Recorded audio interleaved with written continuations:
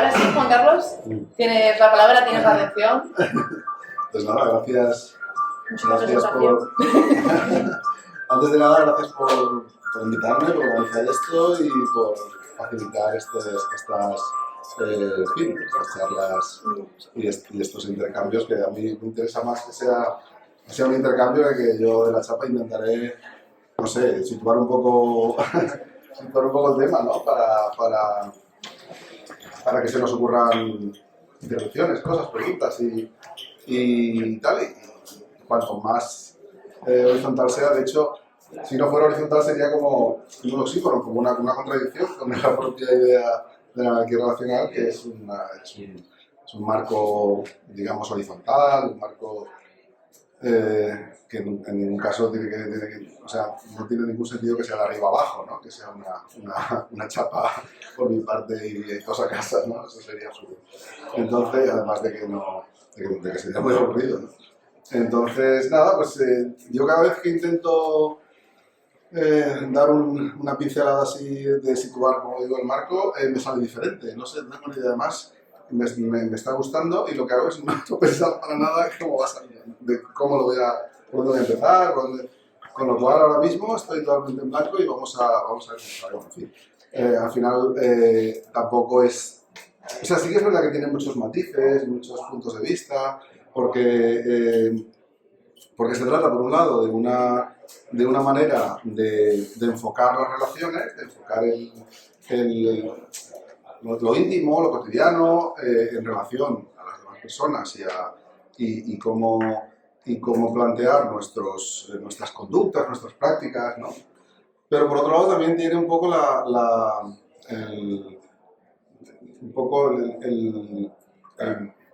no sé cómo decirlo, un poco constituye una cosmovisión en el sentido más social de la palabra,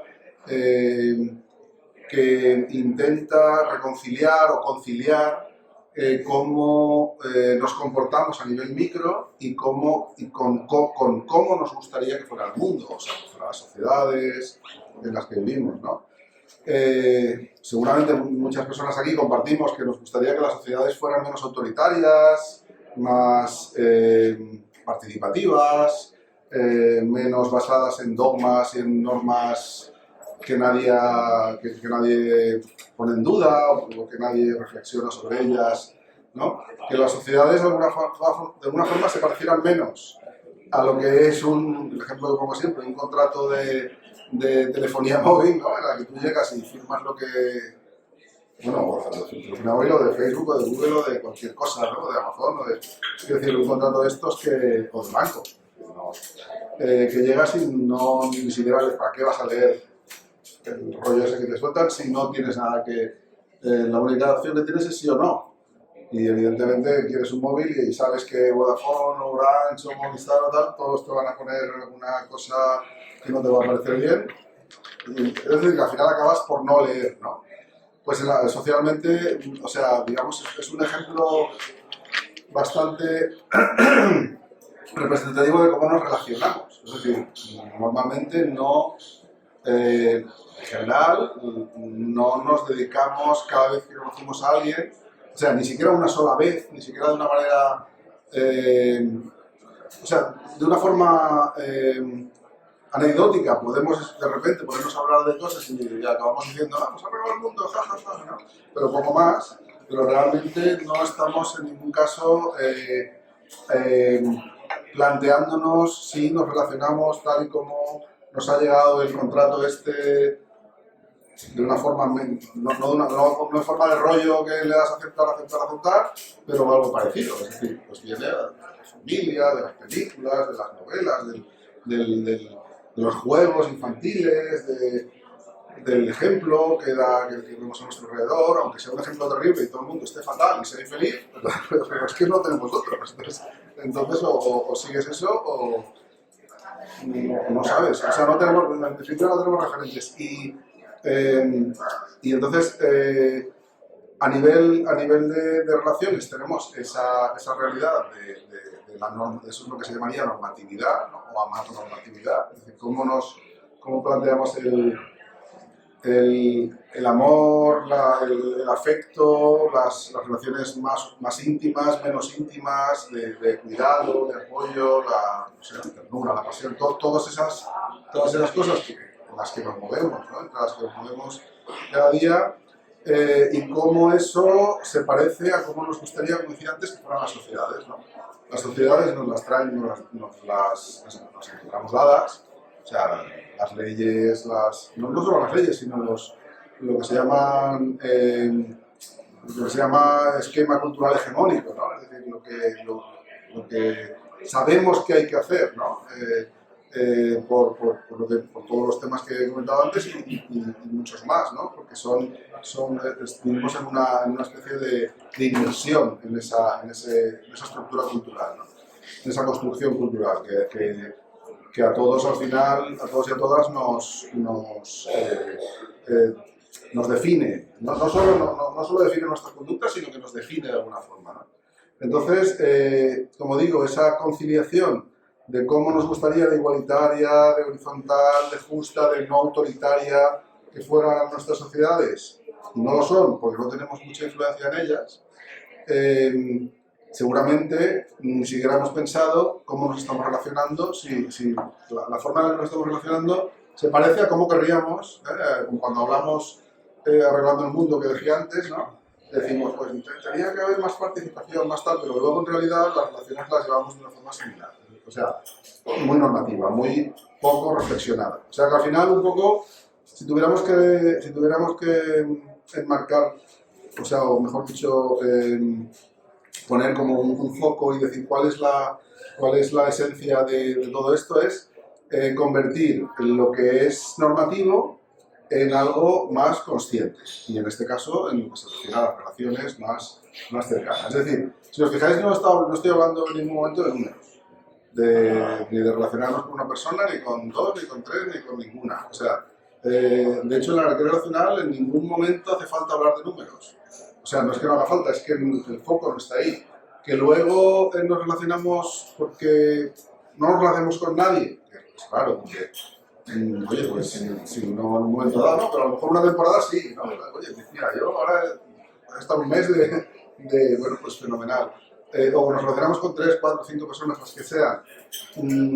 No es el tema es si en esas relaciones hay autoridad, hay horizontalidad, hay normatividad, es decir, estamos reflexionando sobre cada cosa que hacemos, estamos haciendo conscientes todos los elementos de estas relaciones, y al final, además de hacerlos conscientes, después de hacerlos conscientes, no incluye la autoridad, porque de ahí viene la palabra anarquía, es decir, la anarquía, digamos, se opone a jerarquía,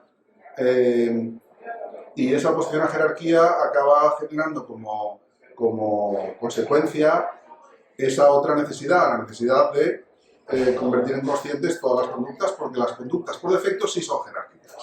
Si las conductas por defecto no fueran jerárquicas, pues a lo mejor para relacionarse de una manera sin autoridad bastaría conseguir las normas. Entonces lo que tendríamos sería una impugnación de la normatividad, pero digamos que seguiría siendo no jerárquico. Pero es que en nuestras sociedades y en nuestra forma de relacionarnos necesitamos las dos cosas. Por narices tenemos que cambiar la forma de relacionarnos porque es autoritaria, y sobre esto podemos hablar más, porque es, digamos, la parte más del día a día, ¿no? En qué se traduce esa autoridad, y se traduce en tantas cosas automáticas que no nos la podemos ni imaginar.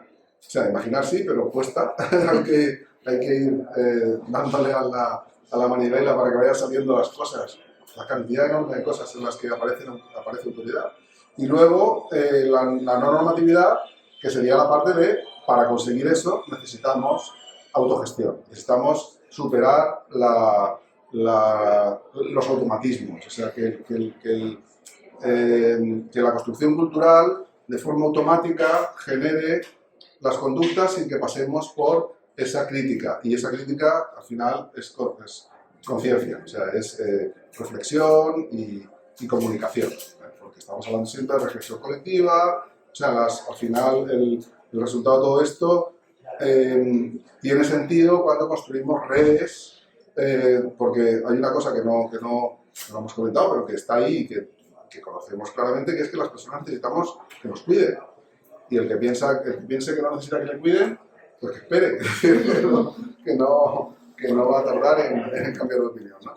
Quiero decir que necesitamos que nos cuiden y eso es una necesidad absolutamente, eso está ahí, eso es una evidencia, y no estoy hablando exclusivamente de condiciones materiales, sino de más cosas. O sea, nos tenemos que cuidar no solo desde el punto de vista físico, si nos cortamos una pierna, subirnos la compra, no, muchas más, hay mucho más, ¿no? Estoy hablando desde el punto de vista también emocional, y todo lo que hay detrás, ¿no? De las emociones, de las necesidades de todo tipo, ¿no? Entonces, si juntamos todo esto que estoy, digamos, desgranando elemento a elemento, al final tenemos que superar la normatividad por un lado, superar la autoridad por otro y conseguir cuidar y que nos cuiden, ¿no? O sea, construir redes de cuidados. Pues cuando coges todo eso y lo metes en una coctelera, ¿no? Y agitas y tal, pues, y luego además en esa coctelera añades todo lo que hemos aprendido como sociedad, un poco como colectivo, como sociedades, como colectivos, lo que hemos aprendido del feminismo, lo que hemos aprendido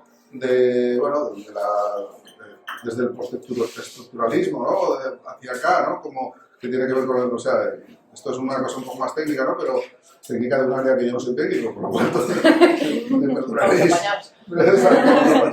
No, pero que más o menos sí se entiende, ¿no? Que son todas las cuestiones que tienen que ver con el poder social, con las estructuras de poder, con las estructuras de opresión, ¿no? Y que el feminismo lo recoge con mucha... Claro, porque la estructura de opresión más bestia en cuanto a número, en cuanto a lo mejor a gravedad personal y tal, porque igual hay otras igual de bestias, pero en cuanto a número es la opresión del patriarcado, ¿no? Porque es la mitad de la población, o sea, es que más número ya no puede ser, o sea, mitad y mitad. Es la partición de más cardinalidad, aquí sí que nos sale nivel matemática. La partición de más gente que puede existir es esa, o sea, que es el eje de opresión más bestia, ¿no? Entonces el feminismo esto lo ha recogido con muchos años de trabajo y tal. Como decía, pues las escuelas filosóficas, las escuelas sociológicas, todo esto, pues en la coctelera esa que decía, cuando metes todo eso que se ha aprendido desde esos ámbitos, las teorías queer, que son muy interesantes en ese sentido también, porque impugnan el binarismo, los binarismos, impugnan, ahora hablo un poquito de los binarismos que son importantes en este caso, impugnan los binarismos,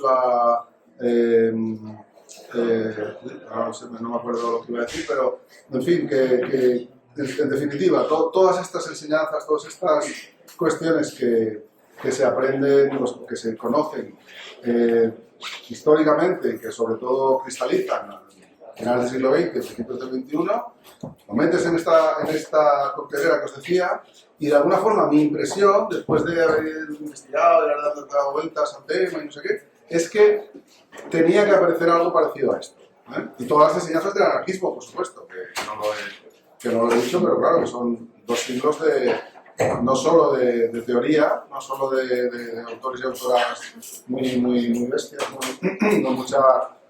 muy potentes, sino que luego además hay toda una serie de activismos y de realidades en las que la gente ha puesto el cuerpo, no solo la cabeza, sino el cuerpo por delante, y se han llevado a muchas personas por delante, evidentemente, las revoluciones, etc.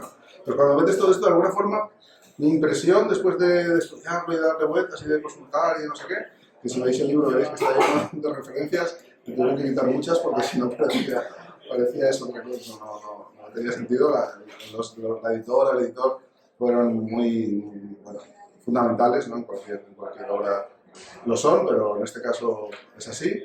Hay un montón de fuentes que al final tienen que que llegara a algo parecido a esto. Me da igual que se llamara de esta manera, que se llamara equiracional. De hecho, la gente que inventó esto, que le dio nombre, empezó llamándolo relaciones radicales, que también suena bien.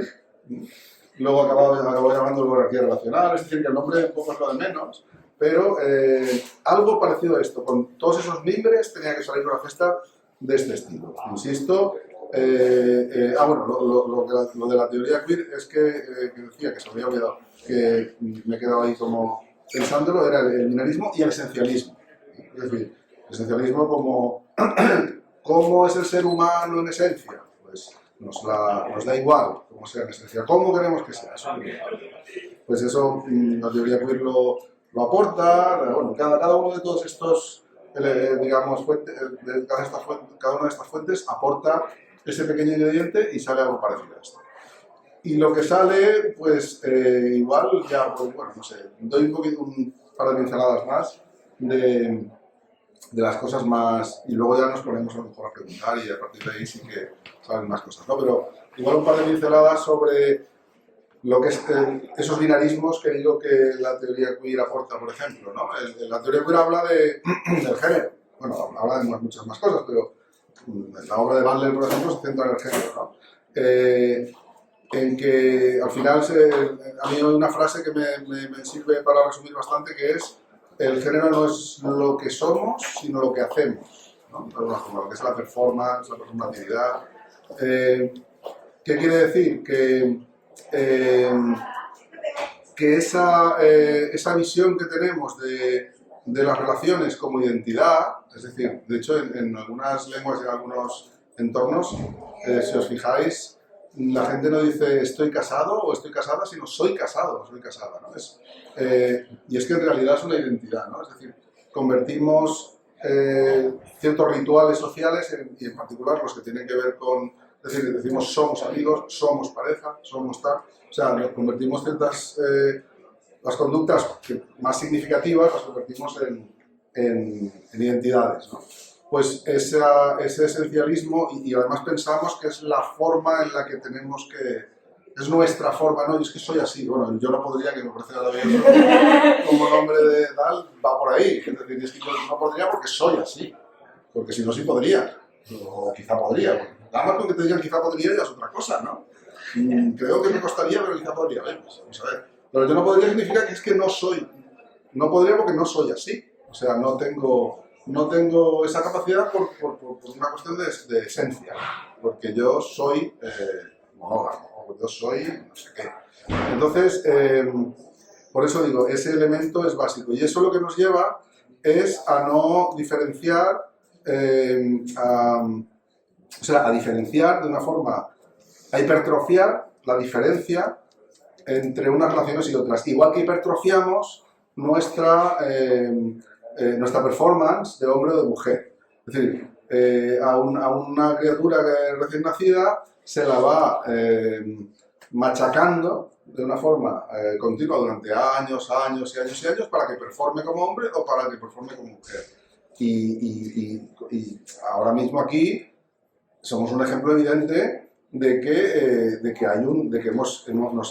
necesariamente nos hemos tenido que ir durante toda nuestra vida acercando a un extremo o al otro, porque esa es la única manera de resultar atractivos, de resultar, de encajar, sobre todo en la adolescencia, pues imaginaos, ¿no? Bueno, imaginaos, os acordaréis.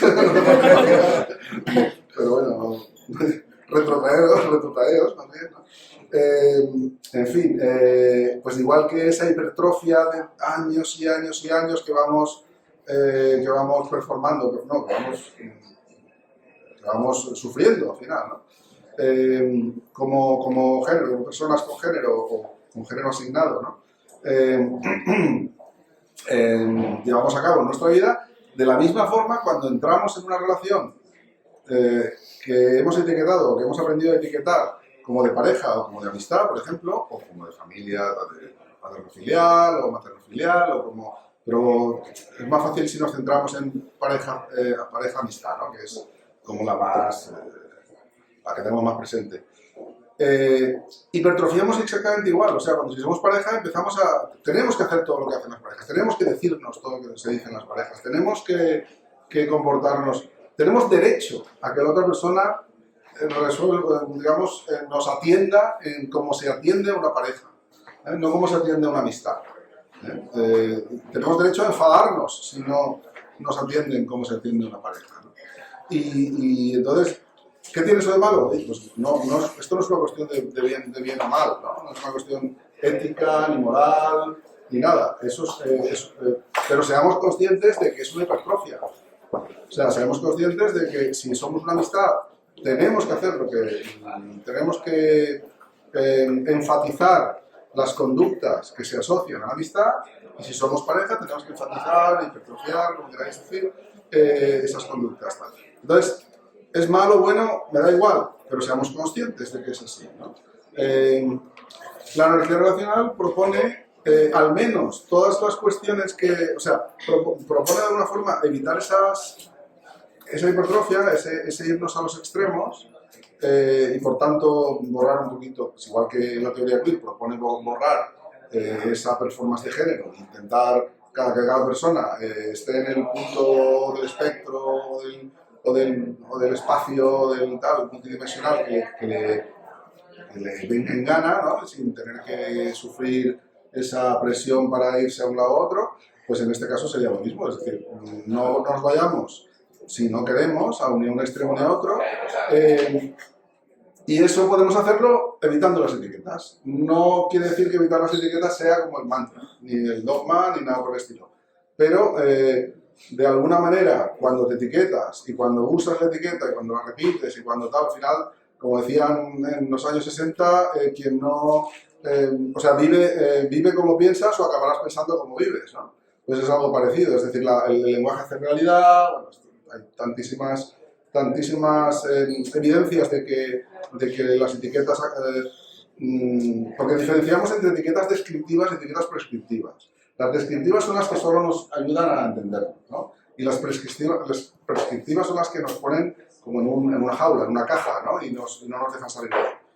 Pero da un poco igual también, porque al final las descriptivas, por lo que decía, por tanto repetir y tanto, acaban convirtiéndose ellas solas sin darnos cuenta en prescriptivas. Con lo cual, también es bueno tener conciencia de que hay esas dos posibilidades, porque al final tenemos que hablar y tenemos que entendernos, y si no usamos palabras, pues es bastante complicado. Por tanto, hay una tensión ahí, es decir, no se trata de borrar etiquetas. Además, las etiquetas a veces son empoderadoras también. Quiero decir que a veces se usan como elementos de subversión o de reivindicación, ¿no? Que también está, pues eso, la necesidad de un sujeto político para poder. Es decir, esto en la lucha LGTBI fue necesario. Es decir, se llama orgullo porque hay una reivindicación de la etiqueta. Es decir, que en esa lucha hubo una necesidad de ese esencialismo, de nosotros somos así, tenemos, ¿vale? Pero una cosa es el esencialismo estratégico, que además lo llaman así, es decir, el esencialismo estratégico, podríamos hablar de una binarización estratégica también, pero al final, en un momento dado, esa necesidad de esa lucha y tal, pues hay que circunscribirla a la lucha, porque si la dejamos que acabe generando realidad, pues vamos a vivir una vida de lucha. Bueno, tampoco, a veces por desgracia no hay más remedio, pero lo ideal sería vivir una vida de felicidad, ¿no? No de estar siempre, en fin. Y entonces por eso digo que al final lo de las etiquetas, o sea, la anarquía relacional muchas veces se simplifica diciendo que se trata de evitar las etiquetas y que todo el mundo esté en un continuo, y es verdad, pero no es un dogma que la anarquía relacional quiera esto. La anarquía relacional solo se opone a jerarquía relacional, que no haya autoridad, pero para que no haya autoridad necesitamos salirnos de la normatividad.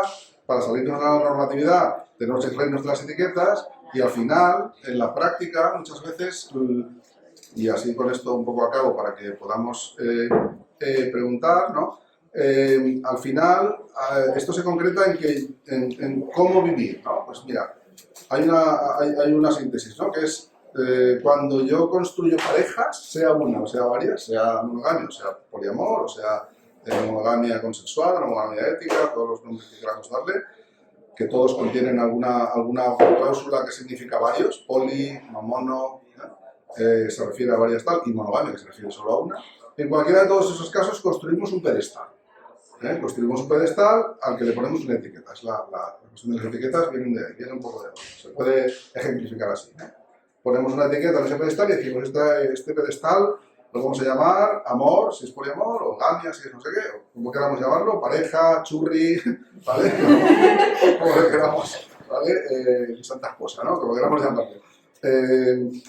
Si es poli, pues en el pedestal caben 3, 4, 5 personas. Perfecto. Si es mono, pues en el pedestal solo cabe una persona, ¿vale? Pero el pedestal lo que hace es separar segmentar o como diferenciar, ¿no? Discriminar entre esas personas y el resto, ¿no? El resto son las amistades, la familia, bueno, la familia tendría otro pequeño pedestal por otro lado, tal, diferente, o a veces en lugar de un pedestal sería un hoyo, cada familia, ¿no? Pero eso depende de la familia, no, la mía es maravillosa, ¿eh? Esto se está grabando. Eso que es muy directa. Por suerte, la mía es de verdad maravillosa, ¿no? Pero bueno, que hay de todo. Lo que quiero decir es que ese pedestal es el que define esa diferencia, y esa diferencia al final se constituye en autoridad. Si no se constituye en autoridad, yo no lo llamo, o sea, ya no sería un pedestal en este espacio. O sea, yo estoy hablando de pedestales cuando en el espacio o en el plano de la autoridad. En el plano de la pasión, por ejemplo, evidentemente va a tener pedestales o colinas o montañas y tal, y gente que no me pone nada y gente que me pone muchísimo. En el plano de la ternura, pues lo mismo. En el plano de ir al cine, no sé, hay gente que es que te quiero mucho, pero cada vez que hagamos una peli me la jodes, ¿no? Parece el hoyo, ¿no? Claro. En todos esos planos, o sea, lo digo para evitar la duda muy frecuente de, bueno, entonces tengo que tratar a todo el mundo igual, tengo que querer a todo el mundo igual, tengo que follar con todo el mundo igual, pues vamos mal, ¿no? Es decir, una mierda de vida. Hostia, qué angustia, ¿no? Y qué desesperación si veo conseguir todo esto. No, ese plano al que yo me refiero, y esos pedestales a los que yo me refiero, solo en el marco de la energía relacional, solo aparecen en el plano de la autoridad. Es decir, si hay personas que me pueden decir con quién puedo estar o no puedo estar, con quién puedo ir al cine o no puedo ir al cine, con qué días, que tienen derecho a tener tantos días en mi vida o a una porción de no sé qué, o a una... eso es autoridad. Todo lo demás son cosas diferentes y no tienen absolutamente ningún sentido ponernos a igualar o a ecualizar, ¿no? Nada más. Ahora, la autoridad sí, pues por una cuestión ética, pues bueno, si queremos, si nos gusta este marco, es decir, si te gusta este marco, no permitas que nadie, y para acabar el ejemplo de toda la vida, tienes unas dos amigas, por decir algo, un ejemplo, tienes dos amigas que llevan 10 años cuidándote y tú cuidándolas a ellas. Hay una no sé qué. De repente aparece un señor, ¿vale? Y a los 15 días, simplemente porque folla contigo, porque básicamente esa es la única diferencia, respecto a tus amigas, ¿no? Que te digo yo que no se puede hacer bien con las amigas. Es un ejemplo concreto. O sea, ese señor a los 15 días o al mes o a los 2 meses tiene una autoridad de la hostia respecto a esas dos personas con las que os lleváis cuidando 10 años. Eso no tiene ningún sentido. Eso es lo que impugna la energía racional. Y el que tú no puedas cuidar de tu vecina o de como digo, de tus amigas o de tus amigos o de tu familia incluso o de lo que tiene que ver con la crianza también, las criaturas. Hay muchísimo, o sea, dejemos de decir antes que si nos ponemos a darle a la maquinita de tickets de autoridad, empiezan a salir que nos flipamos de tanto que sale, ¿no? Pues esa es la única cuestión o la cuestión principal a la que se dirige. Luego, ¿cómo hacer eso? Pues aquí sí que podemos empezar ya un poco a repartir el juego, ¿no? ¿Cómo hacerlo? Yo lo único que adelanto es que no es difícil, es muy difícil. Gracias, ya te iba a poner algo en la cabeza. Sí. No es difícil, es lo siguiente. Es lo siguiente. Sí, sí. Que no queremos asustar tampoco a nadie. Si hay alguien que le ha hecho ilusión, le gusta mucho y quiere probar, facilísimo, adelante. Pero si estáis medio bien, no os metáis. Ojalá no me das ese consejo. Exacto, o sea, es la peor campaña de marketing de la historia. Pues nada, yo creo que con ese marco igual podemos abrir un poco. Sí, después de esta breve introducción, aquí no se nos da bien hacer la cosa breve, ya lo habéis visto. Sí. Bueno, el mal marketing continúa. Y bueno, ahora sí, si alguien se ha quedado con una duda, con alguna... ¿Alguien que nos llama Marta? ¿No? ¿Nadie? ¡Marta! Tengo dos dudas. Una, ¿podrías definirme el concepto de autoridad? Y otra, si conoces a personas que no tengan ese concepto que me vas a definir en la primera. Vamos por parte, empezamos que Marta es Marta. Sí, bueno, en este ámbito, en este contexto concreto, la autoridad se refiere a cuando condicionas a otras personas de una... Esto es un espectro, y evidentemente puedes condicionar con un hacha, un pincho aquí, una coacción bastante directa, pero también puedes coaccionar simplemente enfadándote un poquito siempre que pasa no sé qué. Pones un poco la cara de Vinci cada vez que la otra persona te dice que va a hacer no sé qué cosa, ¿no? Eso es autoridad también. Pero desde luego es un espectro, ¿no? Esto es como un poco como o sea, cuando comprometes, porque si quieres que seamos, digamos, estrictos, técnicos o repelentes, sería cuando comprometes en mayor o menor medida la agencia de otra persona o de otras personas, con tus actos y de una forma, pues, si es reiterada, pues peor, ¿no? Y si es puntual, pues seguramente, quiero decir, tampoco podemos ser perfectos, ¿no? Pero cuanto menos sientas o cuanto menos intentes que tus cuestiones comprometan la agencia personal de la otra persona, luego está la otra movida, que es personal y que es colectivo. Porque yo pongo siempre el mismo ejemplo. Si tú ahora me dices, estamos hablando de algo, pues tengo la habitación fatal, voy a pintarla porque está aquello, y yo te digo, bueno, pues vamos a negociar de qué color la pintas. Tú me dirás, ¿tú qué tienes que ver con qué color la pinto, no? Porque eso es personal tuyo. Ahora, si estamos hablando de que vamos a ir a un viaje, que sé, en Navidad, y yo te digo, pues vamos a negociar dónde vamos de viaje, pues tú dirás, pues claro, tenemos que negociarlo, no voy a decidirlo yo ni vas a decidirlo tú, ¿no? Pues ese es otro elemento de la autoridad, que tiene que... La autoridad es cuando comprometes la agencia personal de la otra persona. Claro, evidentemente ahí entra ya el juego, ¿no? Decir, bueno, es que puedes empezar a jugar con eso para tiranizar.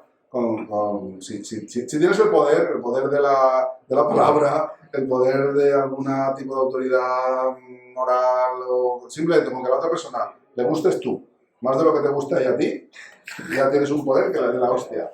Y entonces puedes empezar a jugar con eso, ¿no? Claro, pero es que donde tú vayas, a mí me afecta.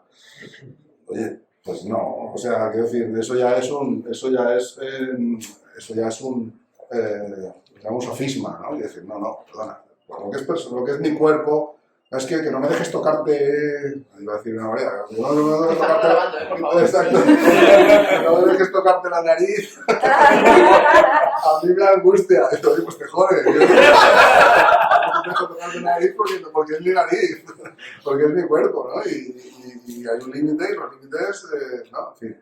Por eso digo que tiene sentido la pregunta, porque efectivamente es fácil darle la vuelta si tienes poder, porque al final el poder es lo que va a definir el resultado final, pero bueno, si intentas especificarlo, desde luego le estás, cuanto más afines en lo que son esa forma, cuanto más afines en esa definición, efectivamente, más le complicas la vida a la persona que te quiere tiranizar con ella, ¿no? Y si conozco a alguien, hombre, conozco gente que se acerca bastante, ¿eh? Que yo, por suerte, en general, tengo... me he machacado mucho para tener... Yo eso a veces lo he llamado gafas, ¿no? Unas gafas de la autoridad, o unas gafas de la injusticia, unas gafas de... sí, de la autoridad, por decirlo, por centrarnos, ¿no? Sí, yo me he machacado mucho para que me funcionen esas gafas y creo que soy capaz de verla y cuando la veo yo no la ejerzo. Ahora, puede que no la haga, pero vamos, quiero decir que también está bien la pregunta porque efectivamente porque yo y todo el mundo y luego conozco también otras personas que también tienen bastante esas gafas bastante afinadas, bastante sintonizadas. Pero nos hemos criado, vivimos donde vivimos. La competencia, la competencia en el sentido de competición, a no sé qué y tal, eso interfiere, esto es como pones la radio y te vienen 40 emisoras a la vez, pero sí que lo considero en mi vida lo considero tan clave que sí que trabajo mucho para sintonizar esas gafas lo mejor posible. Yo te quería preguntar dos cosas, vamos a decir una y luego preguntarte otra. La primera es un poco decir lo que estabas diciendo ahora, el tema de la autoridad. Yo lo relaciono un poco a nivel también de... ¿Me escucháis? Un poco más alto. No vale. se oye. Vale. Lo que estaba diciendo que el tema de... Para mí el tema de la autoridad a veces es un poco lo de intentar controlar a la persona, pero a veces incluso lo hacemos sin quererlo por la sociedad en la que vivimos. Es decir, el tema de lo que has dicho de las gafas, yo creo que la mayoría que estamos aquí, por no decir todas las personas, estamos concienciadas con el feminismo y demás, pero a veces incluso tenemos integrados comentarios machistas, racistas, que quien diga que no es racista aquí, al final todas las personas lo somos por comentarios que tenemos muy integrados. Y eso al final, por mucho que no quieras, es el tema eso de la deconstrucción, ¿no? Eso quería añadirlo. Y la pregunta que te quería hacer es... ¿crees que al final relacionamos mucho el tema de la energía relacional con las relaciones no monógamas? Pero una relación monógama perfectamente puede ser también anárquica relacional. Claro. Sí, totalmente. Es muy importante distinguir entre el número de relaciones que tienes y cómo son las relaciones que tienes. Y efectivamente, bueno, respecto a lo del feminismo, de hecho lo de las gafas evidentemente es un calco de las gafas violetas. O sea que, y a veces me han preguntado, pero ¿y la que no puede favorecer el feminismo y tal? No. Las gafas violetas las tienes que poner primero y cuando esas funcionan bien, entonces ponerte las gafas encima. Sin las violetas ya no te pongas nada encima. O sea, si aquellas no funcionan bien, entonces... por eso digo que no hemos hablado de número en ningún momento, por eso te digo, no hemos hablado de número precisamente por eso, porque puedes tener ganas de estar solo con una persona, pero bueno, cuidado también, depende de cómo... Yo es que a veces tengo una cierta duda de quién es la persona poliamorosa, la que no tiene otras relaciones o la que no deja que otras personas tengan varias relaciones. O sea, la que no, me refiero, ¿cuál es la que no es poliamorosa? ¿La que no deja o la que no tiene? Yo creo que aunque no tengas, es como si decir, no, es que ahora no tengo novio, pues ya no soy gay, ¿no? Claro, esto pasa siempre con las personas bisexuales, ¿no? Cuando tienes novio ya no existe la parte que te gusta la mujer. Ahora eres hetero, Claro, no, entonces, ser poliamoroso puede ser con una persona, con lo que sea, pero claro, que relacionar lo mismo, o sea, relacionarse sin autoridad, te puedes relacionar con más o menos gente, pero luego resulta que hay un elemento fundamental también ahí, añadido, incluso yo diría más esencial aún, que es que si de alguna forma entras realmente en el marco de la energía relacional o te lo crees o lo internalizas tal, y te preguntan cuántas parejas tienes, o mejor dicho, cuántos vínculos tienes, porque como ya si entras en el marco de la energía relacional dirás, no, parejas, yo no manejo eso de parejas, ¿no? Y dices, bueno, entonces voy a... Ya con las uñas patadas, calabacín. Yo digo vínculos para no soliviantar tanto, ¿no? Que así, para no confundir al frutero. Exacto. Depende del frutero, ¿no? Igual.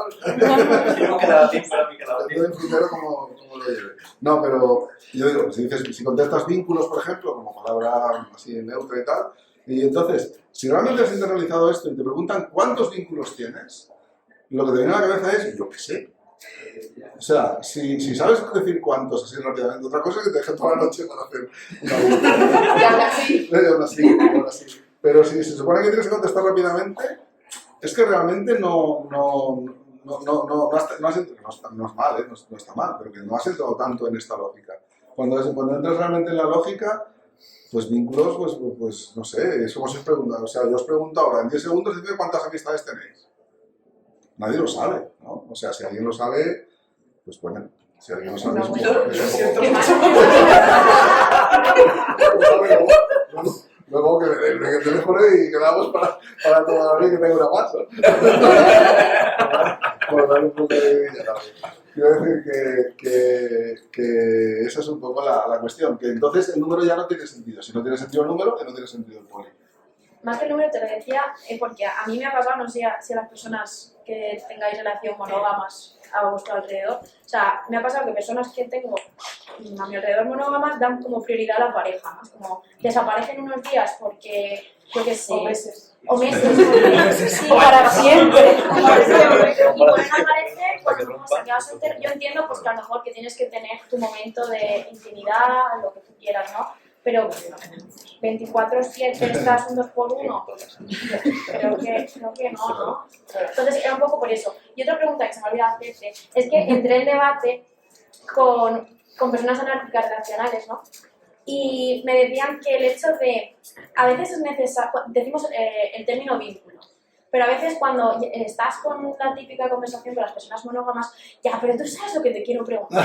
Te está preguntando si folláis. Sí, pero vínculos sexoafectivos. Es decir, ¿es necesario dentro de la anarquía relacional hacer la diferencia entre vínculo afectivo y vínculo sexoafectivo? Y si lo haces, ¿está bien o no está bien? No es que esté bien o mal, pero has caído en la trampa de la normatividad.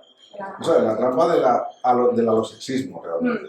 O sea, has caído si contestas a eso, o sea, la respuesta a eso es precisamente es decir, si pones el sexo en el centro de todo, te puedo contestar, pero sé consciente de que estás poniendo tú el sexo en el centro de todo y diferenciando y distinguiendo las personas de tu vida en función de si follas o no. Que es lo mismo que pareja amistad. Más o Claro, menos. exacto, Sí, por eso. Y que estás poniendo en un nivel más alto, de alguna forma, a personas con las que tienes ciertas conductas físicas, por delante de personas que a lo mejor te han cuidado, has cuidado, lo que decíamos antes, ¿no? Entonces, no está bien, no hay nada ni bien ni mal, si es que no es un marco moral, la anarquía relacional. Es un marco, a mí me gusta llamarlo, es un marco de posibilidad, ¿vale? Pero si esa posibilidad te gusta, pues la idea es, o sea, lo que te dice esa posibilidad es que intentes no caer en esa trampa, en ese otro marco, que es el marco sexista o el marco matronormativo, porque el sexismo es una cosa y otra cosa es cuando te preguntan, bueno, va, pero ¿lo quieres? ¿Estás enamorada? ¿Estás no sé qué? Pues es otra trampa, ¿vale? Pues si ponemos como centro del universo la feniletilaminas esta que se segrega con el enamoramiento y no sé qué, pues si eso es el centro del universo, pues sí, o no sé qué, pero si no, pero sé consciente de que estás poniendo en el centro del universo una molécula, ¿sabes? Y no una cuestión de cuidados, de cariño, de no sé qué, y de vida en común, etcétera, que es lo que pondríamos en el centro en ese otro caso. La última cosa ya dije. Además, tú no parar, por favor. Bueno, ya está, perdón. Estoy muy emocionada. El tema de vínculos, sobre todo con la gente monógama, a veces la gente no La entiende. crítica. Sí, es como. Dios no odia a la gente monógama. Lo que pasa es que normalmente cuando hace referencia a vínculos, la palabra. Cuando la gente monógama hace referencia a esa palabra, quiere decir, se refieren a tu pareja. O sea, Lo que ellos interpretan como pareja. O sea, lo que son las amistades, aunque sean incluso ellas mismas, no entran dentro de ese marco. Claro. No, pero el problema no es ese, es que eso es totalmente cierto. El problema es que nosotros estamos empezando a hacerlo también. Por presión, bueno, cuando digo nosotros, quiero decir mi entorno, yo me descubro diciendo vínculos solo a los sexoafectivos. Sí. Pero es por presión, porque es que es tan fácil caer en la trampa, porque aunque no te lo exijan, Es constante. es constante porque te tienes que hacer entender también y cada vez contar toda la historia. Entonces el problema no es que los monógamos lo hagan, sino que es que acabamos haciéndolo nosotras mismas por casi Claro. presión y por sí. Pepe, que habías pedido Bueno, antes. en la anarquía relacional, digamos, se basa en el consensuar con tus relaciones más próximas, ¿no? Las actividades cotidianas. Yo, por ejemplo, he sido monógamo siempre porque tengo 74 años y bueno, pues la cosa funciona así. Pero con mi pareja, que falleció hace dos años, siempre ha habido una relación de ese tipo, ¿no? Y eso se ha extendido a mis hijos, a mi familia. Eso es perfectamente válido. El problema es cuando tú hablabas de un pedestal, ¿no? En cuanto pones a una persona en un pedestal y la pones por encima de todos los demás, tú mismo estás rompiendo ya, o sea, el poder se lo estás dando a esa persona sobre ti, ¿no? Y es evidente que nadie es perfecto, ni nadie tiene la razón, ni nadie tiene, en fin, el derecho al poder sobre los demás. Tú ahora, por ejemplo, te consideras en esta reunión que estás hablando ex cátedra sobre la relacional, ¿cómo te consideras? Claro. ¿Cómo te sientes? Sí, claro, ahí hay dos cosas que me parecen muy interesantes. Primero, el tema del poder. El poder, y es evidentísimo quién habla más aquí, a quién le dicen que sí a todo, aunque diga una barbaridad, pero sé todo. Nosotras que chillamos igual, ¿eh? No, pero luego seguro que más fácil que ahora. Sí, no, pero quiero decir que el poder. Lo que pasa es que el poder tampoco, entiendo yo. Bueno, la autoridad. Sí, no, pero. Tú Sí, eres pero, autoridad. sí, exacto. Eso es, muy bien. Esa es una afección de autoridad que va asociada al poder y tanto la autoridad como el poder, siempre, sobre todo el poder, siempre está. Esto es lo que quería decir yo antes. Es que basta, incluso en una relación así muy, muy simple, basta con que alguien tenga un poquito más de devoción por la otra persona, ya hay una diferencia, hay un gradiente ahí de poder, ¿no? Hay como, y en este caso también y tal. Lo que pasa es que en las relaciones, y esto ya, digamos, es aplicable a cualquier tipo de relación, esto yo lo saco de otros ámbitos que no son anarquismo ni nada, cuando empieza a convertirse en opresión o en, según algunos autores y autores, cuando se empieza a convertir en opresión o en tiranía o tal, es cuando es repetido siempre en la misma dirección, cuando se cronifica. Cuando se cronifica es cuando, digamos, hay que hacer algo. Porque pensar que podemos acabar con el poder es absurdo. El poder va a estar, aquí está, porque yo estoy aquí, pero de aquí a un rato esperemos que no se cronifique y la gente me diga lo que le dé la gana y ya estemos en otra situación. Exacto. Pero efectivamente el poder, lo primero es entender que está. Y no nos engañemos y pensamos que no, que en alguna situación no va a estar. Va a estar siempre. Entonces lo que hay que evitar es que se cronifique. Y luego lo del consenso también me lleva lo del consensuar me lleva a otra reflexión que es muy interesante también. Desde luego, sobre todo lo común hay que consensuar, ¿vale? Pero la duda está en qué es lo común, eso es lo que decíamos antes, qué es lo común y qué es lo personal. Y si no estamos muy alerta, vamos a considerar en general, en nuestros consensos, en nuestros pactos, en nuestros acuerdos, vamos a considerar comunes cosas que no lo son.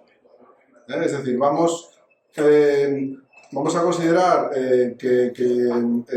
cosas que al final, si las desgranáramos, llegaríamos a yo no te dejo a ti hacer X, lo vamos a enfocar de una manera que parece que sea común, ¿no? Claro, porque es que si tú no...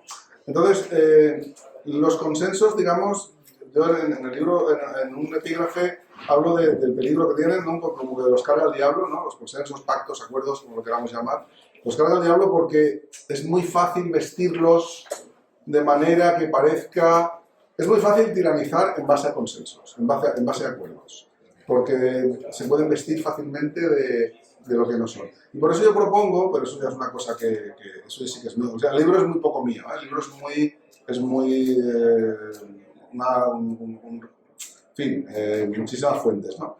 Pero ahí sí que es verdad que yo propongo, también sale de otros sitios, pero lo sintetizo yo, en lugar de hablar de acuerdos y de pactos y de consensos y tal, hablemos de compromisos y de límites. Pero no porque sea mejor ni peor, sino porque es más, le ves más el plumero a quien intenta tiranizarte si hablas en esos términos. Es decir, compromisos enunciados como yo me comprometo a, es decir, desde mí, y límites en el sentido de a mí no me puedes hacer tal.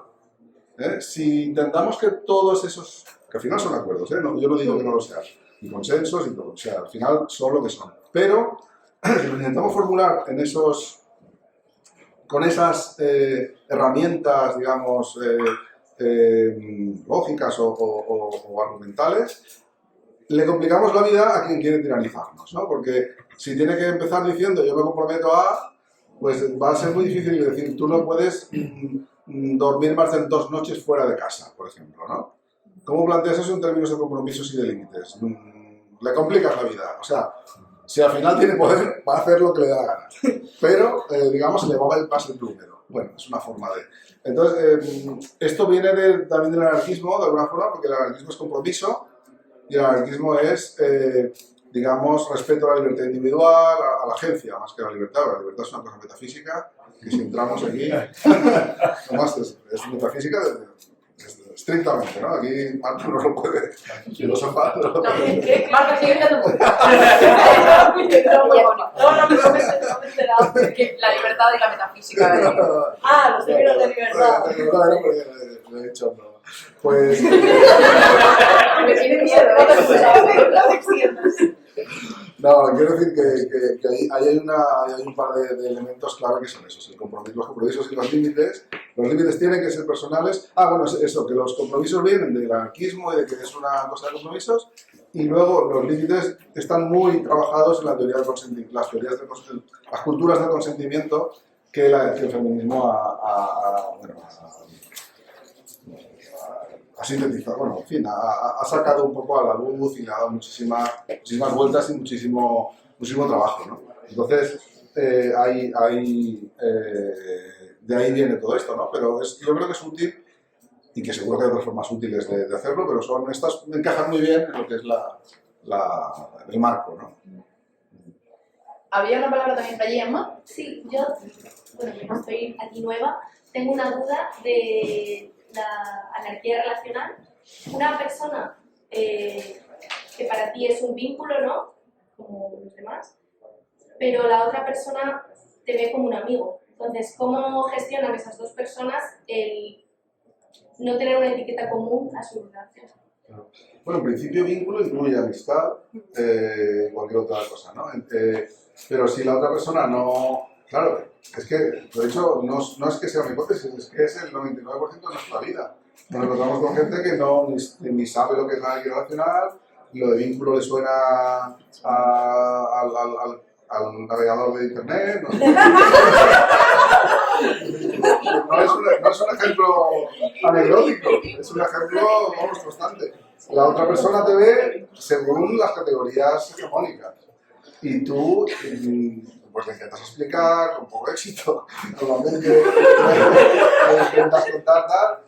Yo la fórmula que recomiendo lo que es en el libro es algo así como siempre contestar yo me relaciono de otra manera, de forma que eso sea el principio de una charla más profunda, porque es que sintetizarlo, o sea, contestar, yo no sé contestar de una forma simple a eso, o sea, si la otra persona realmente tiene interés, pues te dedicará el tiempo que necesita esa explicación. y si no tiene interés, pues mejor haber salido del paso.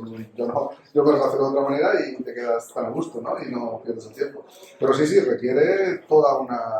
Bueno, mucha gente que en broma me dice que yo he escrito el libro para contestar a eso cuando me preguntan. Como si fuera tarjeta, ¿no? No sé, ese es el problema fundamental. ¿Puedo hacer una pregunta a lo que has Sí. respondido? Me parece que la pregunta en sí ya tiene una carga muy potente a lo sexista, porque cuando tú dices la otra persona quiere ser mi vínculo y yo solo quiero ser su amiga, lo que estás diciendo realmente es que la otra persona quiere follar conmigo y yo con ella. Porque más allá de eso, la afectividad entre amigos y una relación sexoafectiva, si le quito sexo, o sea, la afectividad puede ser la misma. Entonces, a veces es tan simple como darse cuenta que quizás, no necesariamente, que quizás donde estemos poniendo el foco es en que la única diferencia en lo que quiere esta persona a mí y lo que quiere esta persona es el sexo, quizás, o sí, Pero yo decía, sin entrar por ahí, sino cómo le explicas a la otra persona esta es mi forma de entender las relaciones, Claro. y cómo reacciona la otra persona. Claro. Sí, que el libro lo tenía que O financiar sea, la puede Seguridad ser la Social. etiqueta de cualquier otra. Sí. Pero o sea, habrás tenido, o habréis tenido Sí. reacciones negativas, ¿no? Pues yo te veo, tú eres parte de, eres un vínculo más, de esta forma que tengo de entender las relaciones, Claro. y habrá habido alguna persona que os haya dicho, no me gusta ni eso. Claro. Yo no. Sí, es como la veis. Vale, mucha mano de golpe. Por aquí. En realidad, Miranda. Hola. Sí. A ver, no sé muy bien cómo preguntar esto porque yo esto soy muy nueva. He venido hoy, me ha explicado Carmen esta mañana lo que había haber dicho, yo allá que voy. Y realmente cuando me estaba explicando lo que era un poco, me sentí identificada, a lo mejor sin saber lo que era, porque yo a lo mejor ya he tratado así algunas relaciones de amistad o lo que sea, que a lo mejor he querido más a amigas que a mi pareja en ese momento, quiero decir que eso me ha dado igual. Pero a lo que yo iba, no era eso, perdón. ¿Cuál es el equilibrio real entre la narcoafectividad y también tener responsabilidad afectiva? No sé si se me entiende. Por ejemplo, tú puedes tener una relación de amistad de 10 años y que de repente la persona te diga, ya no quiero tener nada que ver contigo. Y tú decir, tienes todo el derecho, obviamente, pero a la vez, no sé si me estoy explicando, que no tiene por qué ser romper una relación y ya está, pero... O eso, o una pareja o un vínculo te necesita y tú a lo mejor en ese momento no le puedes dedicar tiempo y pues ya está, no tienes derecho a mi tiempo, pero a la vez también tenemos un poco una relación que va hacia los dos lados. Es que esa es una clave, justamente la norma, o sea, los rasgos normativos de la amistad y los rasgos normativos de la pareja o de las relaciones conocidas como de pareja, definen justo eso que es decir, la responsabilidad es un rasgo hegemónicamente de la pareja, de la amistad también, pero menos, ¿vale? Y la flexibilidad es un rasgo hegemónico de la amistad y de la pareja menos, es decir, tú perfectamente le cuentas a una amiga que, pues tengo un amigo o una amiga que la veo 3 veces al año, porque eso para mí es... Y te entiende perfectamente. Dile eso de una pareja y verás cómo te mira. Te mirará con mínimo con extrañeza y con máximo con pena. Son rasgos normativos hegemónicos. Entonces justo se trata de eso, de borrarlos. Claro, pero... y que cada relación... Es decir, Sí, puedes tener una relación sexoafectiva sin responsabilidad, o sea, en la que no haya una expectativa de responsabilidad, sí. Que a mí me guste o no, pues seguramente no, porque a mí me gusta, porque yo soy más, no sé, más de relaciones sostenibles, pero bueno, de vez en cuando también. Pero hay gente con la que casi que es mejor, casi que te sientes mejor si no sientes el peso. Claro, si no, sí, implicarte en las cosas te implica mucho. Igual que, no, implicar es una palabra interesante también que nunca había caído yo, pero igual que te dicen, No, es que no tienes compromiso, ¿no? El compromiso en algunas cosas, el compromiso a la Lo que medida. te interesa. Claro, pues la implicación también a la medida, ¿no? Y cualquier otra, no se me ocurren ahora otras, pero implicación es una que no había salido nunca. La cosa es hacerlo a la medida, de forma consciente, de forma reflexiva, de forma comunicada, o sea, colectiva. Colectiva empiezan dos, o sea, no hace falta. O sea, dos ya es plural, digamos, ¿no? O sea, reflexiva, consciente, tal. Si es así y no es heredada de la normatividad, entonces estamos en ese marco. Si te acoges a lo que dicen las sagradas formas, no sé qué, entonces estamos fuera de ese marco, ¿no? Por eso digo que justo das en ese clavo, ¿no? Al decir, no, pues una amistad, entonces nadie va a tener responsabilidad. Pues al revés, va a tener responsabilidad consciente, o sea, consciente de hasta dónde llega. Luego dirás, claro, pero es que hablarlo todo, pues sí, es una de las cosas que hacen esto difícil. Claro, sí, o sea, yo a lo que me refiero es que tú tengas un acuerdo, lo que habíamos hablado, Sí. con una persona de, yo que sé, tenemos esta responsabilidad la una con la otra o lo que sea, y de repente la persona desaparece unilateralmente, no sé si me explico. Pero es que da igual que sea amigo, o sea... Sí, no, amigo, pareja, me da igual el Pero es tipo verdad de que, vínculo. claro, pero es verdad que si es amigo en el ámbito hegemónico, si es amigo y desaparece, es menos grave que si es pareja y desaparece. Claro. ¿Vale? Pues eso es lo que digo, borremos esa movida hegemónica y hagamos igual de grave que desaparezca alguien con quien tienes el compromiso de estar.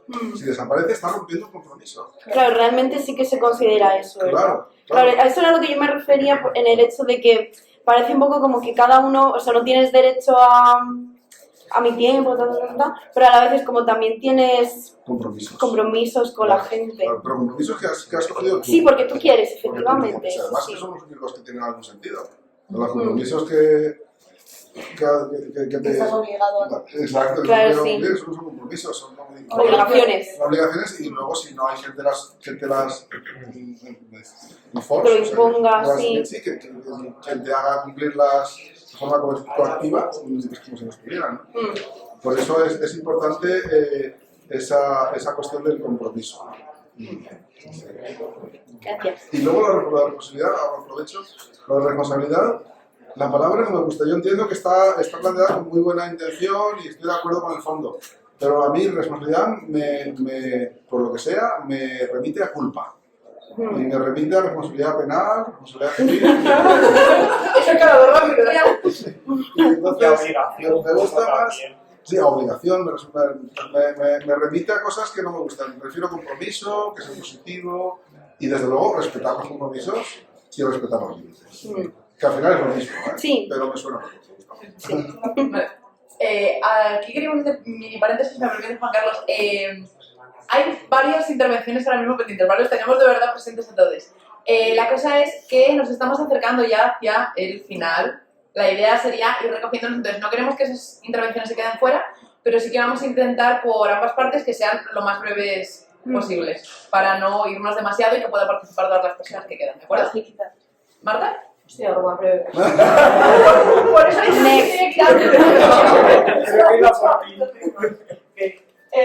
Yo aquí he llegado a la conclusión más o menos durante toda la trayectoria, es que tengo que dividir entre marco teórico y marco práctico. Es decir, el marco teórico a todos nos gusta divagar sobre conceptos, sobre libertades, consensos, acuerdos, está todo muy chulo. Pero claro, cuando se trata de ponerlo a la práctica, los entresijos lingüísticos que nos puede llevar a eso son infinitos. Entonces, creo que hay que simplificar, hay que hacer una economía del lenguaje y decir, ¿qué quiero yo? Si quiero follar es completamente lícito. O sea, a la gente le sabe mal decir, yo lo que quiero de esta persona es sexo. Le sabe muy mal decir eso. Pero es que a lo mejor es todo lo que quieres realmente de esa persona. Y a lo mejor tu forma de ver a esa persona, aunque sea la objetivización y todo esto, es sexo y ya está. No pasa nada. Y si la otra persona quiere de ti, yo qué sé, abrazaros por las noches mientras veis una película, también es lícito hacer eso. Entonces decirlo de una palabra, de una forma bastante clara, de una forma bastante concisa. Me gusta hacer la siesta con esta persona.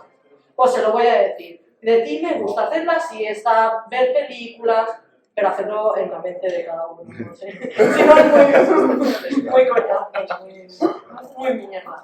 Entonces, yo creo que hay que saber distinguir un poquito la parte teórica, que sí, que nos ayuda a generar un marco, y ya la parte práctica, que nos ayuda a tener relaciones sostenibles. Claro, es que justo el problema del marco hegemónico es que si tú dices eso, si tú dices me gusta cualquiera de esas cosas contigo, la otra persona está entendiendo que quieres cenar con sus padres en Navidad. Nadie quiere cenar con nadie. Claro. Entonces, eso es lo que hay. Claro, puede que sí o puede que no.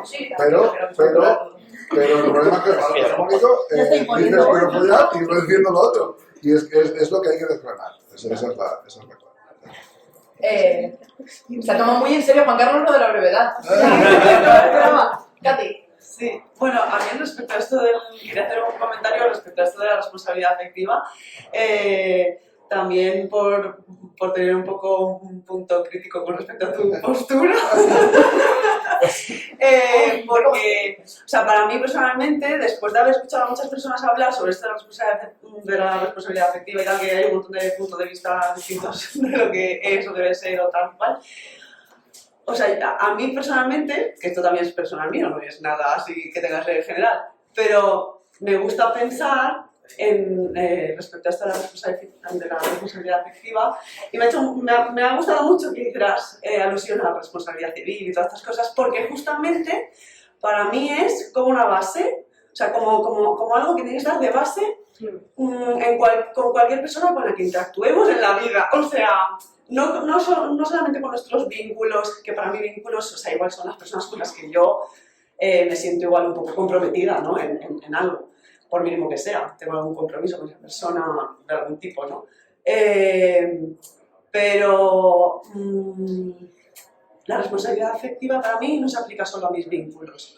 O sea, yo, si esta noche salgo y yo qué sé, y me ves a mí llorando que no me conoces de nada. Yo qué sé, puede ser que te vea ahí en un rincón, o a lo mejor, imagínate, tengo sexo por ahí casual con uno que no conozco de nada y se rompe el preservativo tal cual y pues oye, yo qué sé, imagínate, esa persona pues te acompaña a la farmacia o donde sea, ¿no? O sea, quiero decir, para mí responsabilidad afectiva no es ese compromiso que yo tengo con mis vínculos y tal, sino que es como la base, digamos, con el trato a cualquier ser humano con el que del que deberíamos partir, o sea... Eso es la empatía. Claro, o sea, para mí deberíamos partir de esa base. Y ya después, a partir de ahí, pues si con alguna persona en particular nos queremos comprometer un poquito más, pues ya veremos si nos vinculamos o no, o sea, si eso se mantiene a lo largo del tiempo o qué. Pero para mí es como una base, simplemente, para toda interacción. Muy de acuerdo. Por ahí detrás. Buenas. En primer lugar, me gustaría saber si he entendido la esencia del concepto de anarquía relacional. Yo asocio anarquía con libertad, entonces anarquía relacional entiendo que es tratar de que nuestras relaciones sean lo más libres posibles. Tratando de liberarnos de las influencias normativas de la sociedad, la familia, etc. ¿no? Y la pregunta del millón sería eso, ¿cómo se hace? Yo voy a hablar de mi experiencia, lo poquito que he podido conseguir. O también me preguntaría cuál es la influencia principal que tenemos en este aspecto y para mí suelen ser los padres. Es decir, la relación de referencia que más nos influye es cómo nuestros padres se relacionan entre ellos o cómo nuestros padres se relacionan con nuestros amigos. Y por ahí lo que me ha servido es observar cómo se relacionan mis padres entre ellos y con sus amigos, cuánto me ha influido eso a mí, cuánto lo repito, cuánto busco yo parejas parecidas a mi madre en base a la relación que yo he tenido con mi madre. Y por ahí he hecho avances. Sí, bueno, el tema de la libertad es complejo primero por eso, porque la libertad tiene un sentido metafísico difícil de aplicar a la realidad. Por eso yo hablo más de condicionar la agencia de otras personas, más que, porque si nos ponemos a hablar de libertad aquí no hay nadie libre. Como he intentado ser breve, claro, porque la libertad la soltaba aquí. Sí, por eso. Y de hecho en el anarquismo hay un anarquismo más libertario y un anarquismo más social, ¿no? El anarquismo nacional tiene más que ver con el anarquismo social, con construir redes de cuidados, de compromiso, de apoyo mutuo, o sea, con construir una red, o sea, construir a nuestro alrededor Y esto además me sirve para una cosa que me parece muy importante, y si estamos acabando también como reflexión final, ¿no? Que es que tenemos la ventaja, o sea, la idea es construir esas redes de afecto en las que no haya autoridad, porque en realidad la anarquía no está referida a la libertad, no se refiere a la libertad en sí, sino a la ausencia de jerarquía. La anarquía se opone a jerarquía, como a autoridad, ¿no? Pasa que la libertad y la autoridad están relacionadas, evidentemente.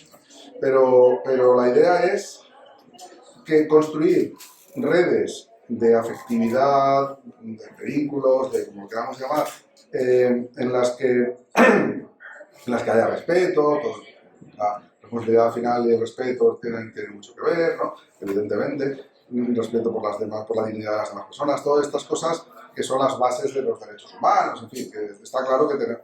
A ver, igual que las gafas del feminismo tienen que estar por debajo, pues evidentemente los derechos humanos aún están más por debajo. Es la base de todo, ¿no? También puede ser unas gafas los derechos humanos, nunca lo había pensado, pero entonces ya les sabes lo que pido.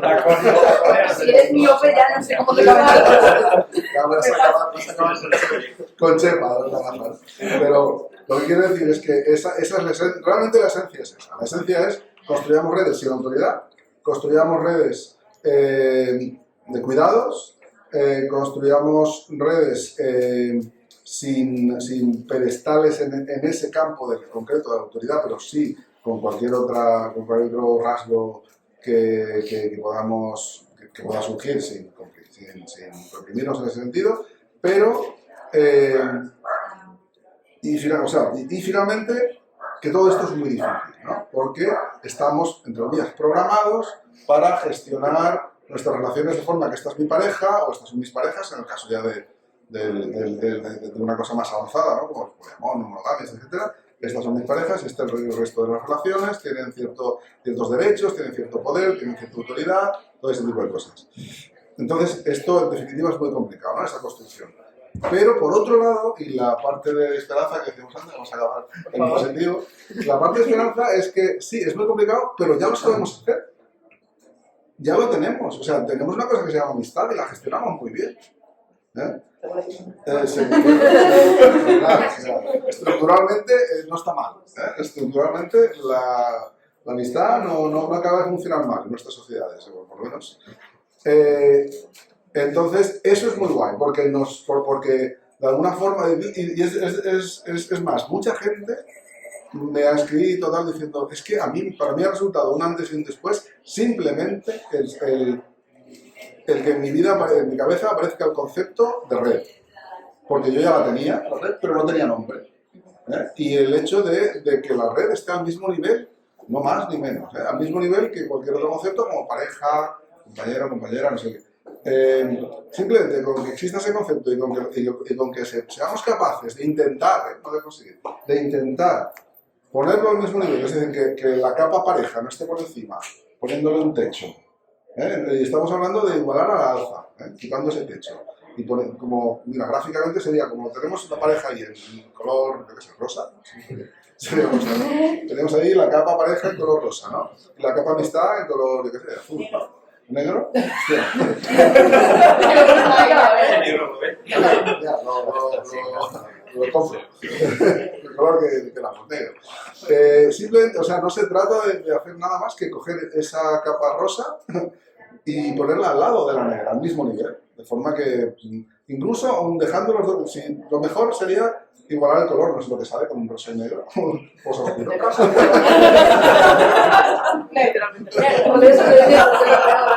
Negro pintado.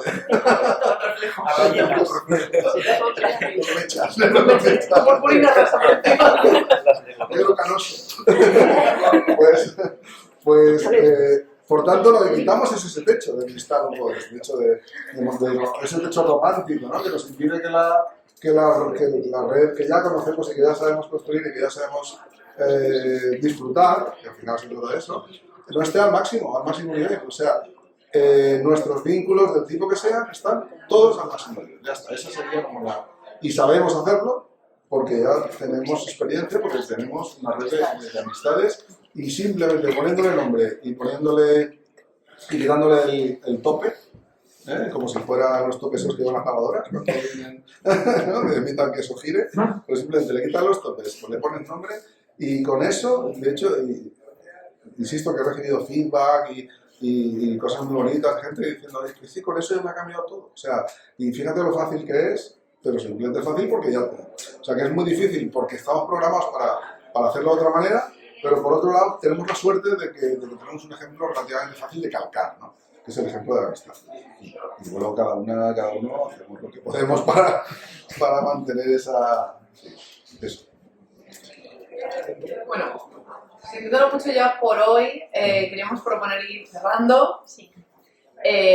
Muchísimas gracias, Juan Carlos, por todas las reflexiones que has compartido. Muchísimas gracias a todos y a todas por todo lo que habéis aportado.